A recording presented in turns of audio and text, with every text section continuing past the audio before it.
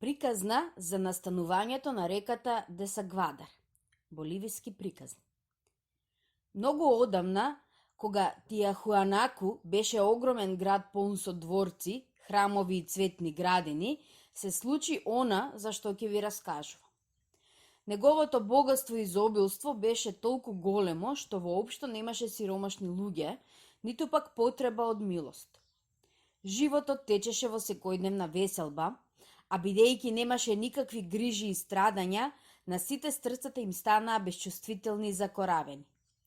Живеејќи во постојана среќа која го обкружуваше градот од сите страни, неговите жители знаеја да уживаат во секојдневните задоволства, но духовните очи им беа затворени, така што не умееа да го разликуваат доброто од злото.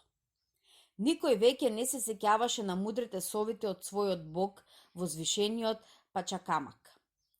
И додека ситиот народ се оддаваше само на задоволства, заштитничките богови на оваа раса го посматраа од својот престол на вечниот снег на планината или мани својот омилен град.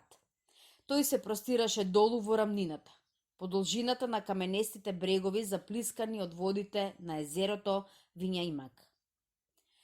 На својот престол од облаци и со виножите околу подпирачот зад себе, големиот Пачакамак го посматраше огромниот град кој го подигнаа неговите синови.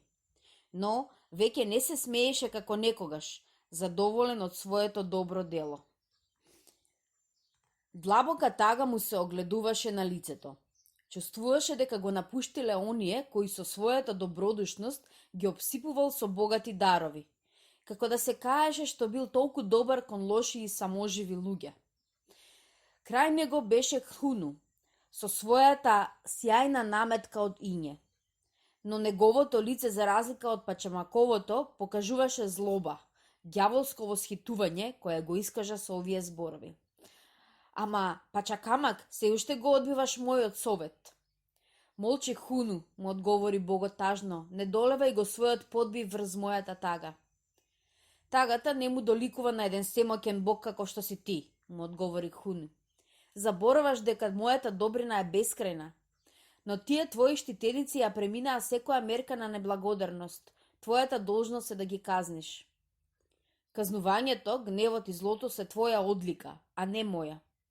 Затоа и барам од тебе да ми допушташ да ги вразумам. Ајде, остави ми мене да им го дотерам умот на твојот непокорен град. Моите молњи и громови ќе се истурат врз него и ќе ја урнат неговата безчувствителност. Со внатрешната сила на земјата со која господарам, ќе се потресат неговите темели, а водите на езерото кои сега кротко плискаат и ги лулаат чуновите, ќе се нурнат разбеснето врз градот за да ги збришат трагите на неговите развратни забави. Пачакамак си ја замисли во себе таа ужасна слика, па склопувајќи ги очите потона во молк. Дали прифаќаш, настојуваше Хуну. Ке тргнам веднаш да си ги ослободам од синџирите своите скротени страшни сили. Не, Хуну, мојата добрина е голема, се уште можам да им ги трогнам срцата, се уште можам да ги изведам на вистинскиот пат. А што планираш да направиш за да го постигнеш тоа? Зарем не ги потроши сите сили? Зарем не забележуваш дека се осакатени сите твои надежи? Имам уште една надеж, одговори Пачакамак. Која? Ке појдам самиот во градот, ке се претворам во човек, ке живеам меѓу нив и ке ги повикувам по патот на доброто. Ке им ги предочам страшните казни кои ги очекуваат и ке ги натерам да се покајат. Ха! Се стресе Хуну во саркастична и ужасна смеа, која во градот допре како удар на гром, разливајќи се по планинските врвови. Му се подбиваш на мојот план, рече навредено Пачакамак. По се изгледа не ги познаваш оние кои си ги создал. Се што ќе направиш за нив ќе биде залудно. Ако се сомневаш, рече големиот бог, подготвен сум да се облажам во својата моќ над светот. Прифаќам. Ако ти тргне од рака да ја победиш саможивост и заслепенеста на тој град, јас за секогаш ќе се одрекнам од својата моќ да бидам постојана закана на обработената и на необработена земја. Ке допуштам моите снегови за секогаш да се стопат по зраците на твоето сонце. Ке ги оставам само мирните реки со својата вода да го оплодуваат пустото земјиште. Ке ги скротам за секогаш стравотиите на своите громови и ке го померам камшикот на својот град, како и мразот. Арно, ама, ако ти ме победиш во мојот последен обид за да ја совладам неблагодарноста на моите луѓе, продолжи Пачакамак, јас ке ти ја препоштам власта над земјата и ќе заменам да ја скријам својата тешка тага во длабочините на едно од твоите езера, каде што со неговите длабоки води за секогаш ќе се уништи мојата огромна плодотворна моќ. Прифаќам се што рече, додаде со дива радост страшниот Хуну. Наскоро, после тоа Пачакамак почна да се подготвува за слегување во Тиахуанак за да ја оствари својата намера во преобразба на луѓето. Доаѓањето на таинствениот човек. Беше тоа ден на голема прослава. По улиците, плоштадите и палатите се одвиваа непрекинати свечености. На сите страни се пиеше алкохолен пијалак, сок од кинуа, кој се служеше во пехари од суво злато. На масите од делкан камен, прекриени со скапоцени тканини од викјунјова волна, беа поставени разновидни јадења, почнувајќи од вкусна риба до вкусно месо од див вепер. Имаше и сладко овоше, донесено од далечните долини на Јунгас. Причина за оваа веселба беше тоа што од пред неколку денови во градот се наоѓаше еден необичен човек кој дојде со чун преку езерото и слезе на неговиот брег. Им рече дека попотекло од некоја далечна земја. И покрај тоа што беше странец, совршено добро го зборуваше јазикот на оваа земја. Сите го обсипуваа со внимание, уважувајќи го како пратеник од некое непознато царство. Сите тие гозби беа приредени во негова чест. Од своја страна, дојденецот задоволно се смешкаше на исклучителната љубезност на овие луѓе и во себе го предвидуваше големиот успех на мисијата која ја презеде. Откако го сместија во еден од најубавите дворци во градот, го поведеа свечено да му го представат на народот. На големиот плоштад Божилак, на чиј крај се издигнуваше огромниот и раскошен храм на Свети Пума, беше подигната трибина до која се наоѓаше преку широки скали. На трибината имаа место најголемите достоинственици на царството, а од двете страни на приодот стоеше почесна стража. Не помина долго време, кога на другиот крај на плоштадот се појави славниот гостин, заедно со многу великодостоинственици како почесна придружба.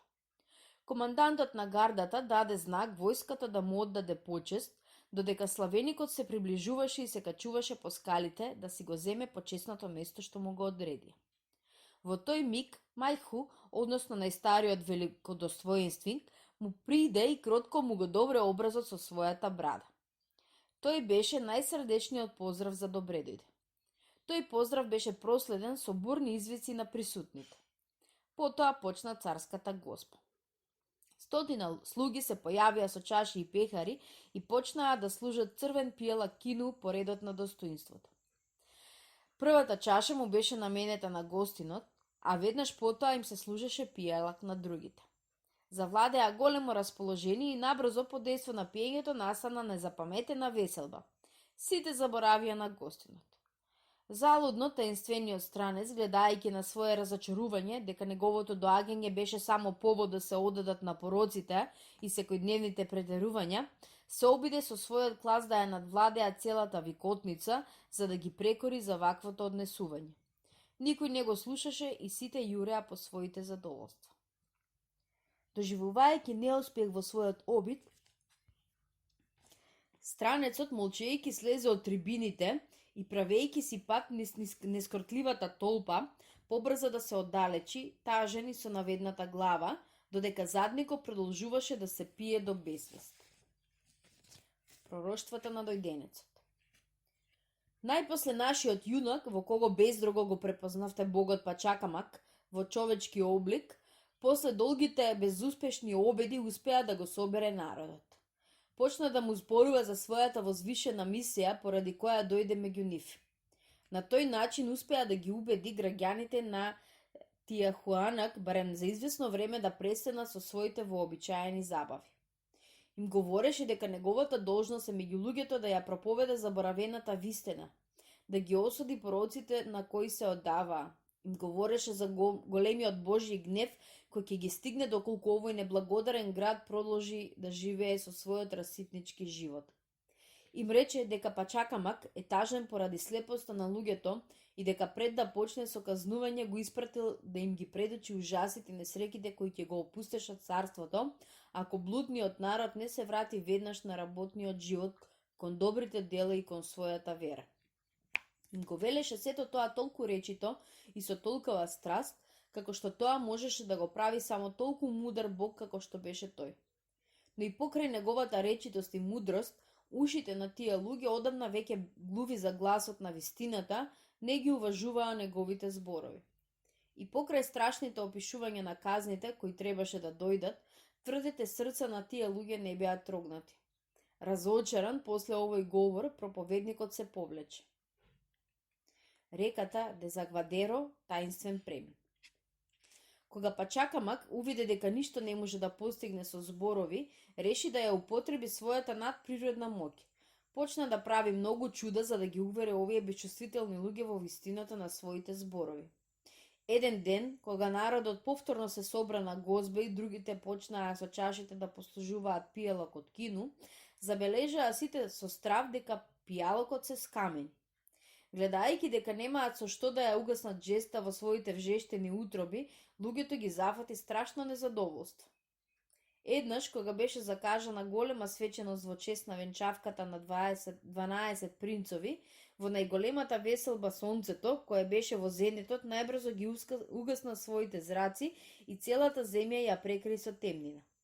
Луѓето, изненадени од оваа небесна појава, почувствуваа дотогаш непознат ужас, додека животните завиваа треперејќи од страв. Најпосле, кога еднаш се собраа поради паганските обичаи во храмот на зракот, големата стена висока 100 лакти, која се издигнуваше над храмот, се залоса под дејството на некаква таинствена сила, па се урна потиснувајќи под себе стотина присутни. Кога народот, врискајќи од страв, јурна кон изгледот да се спасува од понатомошно уривање, таинствениот проповедник се обиде да ги задржи. Им рече дека сите овие тажни настани кои се случија еден по друг се само опомена од нивниот Бог. На крајот ги предупреди дека ако не престанат со својот развратен живот, ќе се слушат многу и уште поголеми неволји. Вчудонивидените граѓани, наместо да ја прифатат оваа опомена, се сетија дека пред доаѓањето на овој старец никогаш не ги снаоѓале вакви несреќи. На присуството на дојденецот му го пропишаа овие кобни чуда.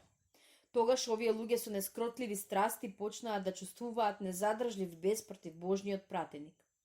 Тоа им му треба, извикаа несмелите, да го протераме од градот, да го фрлиме во езерото и брановите за секогаш нека го однесат од нашите брегови. Направија тоа што наумија, се нафрлија на дојденецот. Со тепање и со најголеми навреди го одвлекоа на брегот, му ги врзаа нозете и рацете и во чунот трска го отфрлија од брегот, оставајќи го на милост и немилост на ветровите и брановите.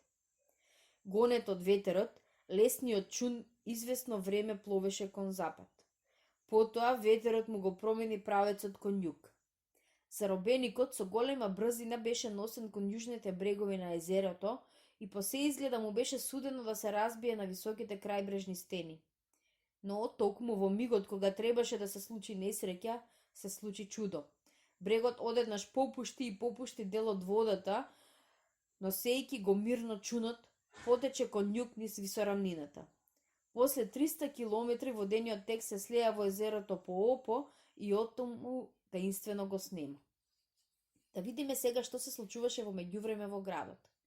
Кога преправениот Бог виде дека е отфрлен и дека пропадна неговата последна нажеж, повеќе не можеше да поднесува граѓаните срамно да го понижуваат, па ги проколна. Богот Хуну, кој внимателно го следеше настаните од блискиот рид, штом ја слушна клетвата на Пачакамак, која истовремено беше и признавање на неговиот пораз, ги ослободи своите страшни сили, како што вети оној ден на планината Илимани, кога двата богови ја ставија на коцка својата моќ. Тешките облаци бесно ја излеаа својата вода, проследени од молњи и громови врз проколнатиот град. Снежни меќеви и виулици, спуштајќи се од високите планини, натежнаа во големи наноси врз покривите на куќите и по улиците. Водите на езерото Виња и Марке, вознемирени од ураган со надприроден татнеж, се излеа преку бреговите и се нафрлија врз градот, потувајќи ги и последните преживеани на кои како казна се уште не беа се разгневиле снеговите, молњите и пожарите. Поразен во своите настојувања, великиот Пачакамак, бог творец и оплодувач на земјата, покорувајќи се на својата кобна судбина, за секогаш исчезна во солените води на езерото Поопо. Остана од тогаш светот без обилна плодност на некогашните времиња, кога човекот без никаков труд ги собираше плодовите на дарежливата земја. Земјата стана неплодна и тажна, така што на човекот му стана тешко да опстане на неа. Хуну излезе како победник. Веднаш почна да го истора својот без врз земјата. Мразот и невремето постоење ги пустошеа обработените полња. Во зимските ноќи, низ заледениот здив на богот Хуну, се чувствуваше неговата немилосредност. Најпосле, езерото кое со векови брануваше покрај некогашната крајбрежна престолнина, се повлече далеко од брегот, за да му ги покаже на потомството урнатините на некогашниот град, како сурова опомена за неумереност и разврат на луѓето.